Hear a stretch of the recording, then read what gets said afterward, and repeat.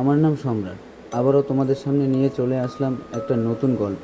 আজকের গল্পটা কোনো কাল্পনিক বা ভৌতিক নয়, আমার নিজের সাথেই ঘটে যাওয়ার সত্য ঘটনা।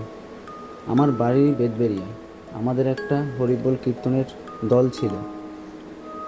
এই একটা দলের 2022 সালে মার্চের 3 তারিখ বৃহস্পতিবার আমাদের কীর্তনের দলে একটা নিমন্ত্রণ ছিল আরইপুরে। আমরা এইখান থেকে ছোট লরিতে করে যাচ্ছিলাম, ম্যাক্সিমাম 30 জন।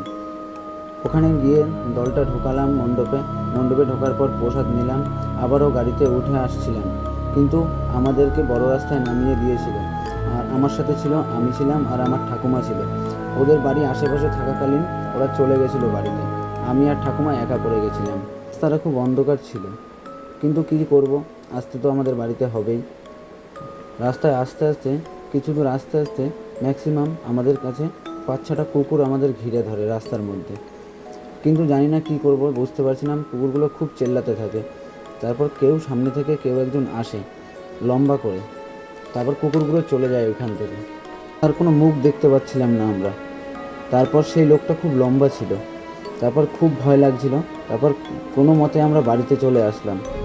আজকের গল্পটা এই পর্যন্তই। আমার সাথে নিজের ঘটে যাওয়া একটা গল্প। এটা কোনো কাল্পনিক বা ভৌতিক গল্প নয়।